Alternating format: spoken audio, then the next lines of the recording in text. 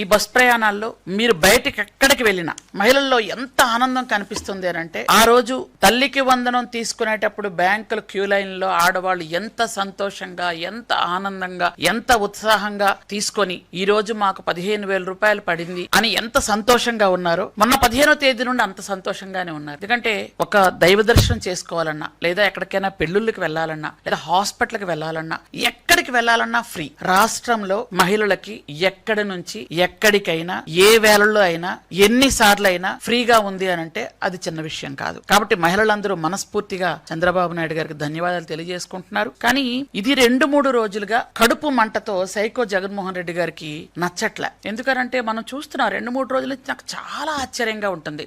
ఏదైనా పథకం ఇచ్చేటప్పుడు పలానా వాళ్ళకి అందలేదనో, లేకపోతే పలానా వాళ్ళకి రాలేదనో వాళ్ళు అక్కస్తో, ఆవేశంతో, కడుపు మంటతో బయటకు చెప్పేవాళ్ళు. అది మేము సరేలే, ఎవరికొకరికి అందలేదేమో, వాళ్ళు ఏదో కడుపు మంటతో, ఆవేశంతో వెళ్తున్నారు, వాళ్ళు ఎలాగూ వాళ్ళ మీడియా వాళ్ళకు ఉంటది కాబట్టి ఆ మీడియాలో చెప్తున్నారు అనుకోవడానికి. ఈ రోజు ఏ మహిళకైనా రాలేదా ఇది? మొత్తం ఆంధ్రప్రదేశ్ లో ఉన్నటువంటి బాలిక నుంచి మహిళల చివరి అంటే 90 ఏళ్ళైనా 100 ఏళ్ళైనా ఎవరైనా గాని ప్రతి ఒక్కరు వెళ్తుంటే ఇంకెందుకు మీకు అంత అక్కస్? అసలు ఎందుకు దాని మీద కూడా విషం చిమ్మాలని ప్రయత్నం చేస్తున్నారు?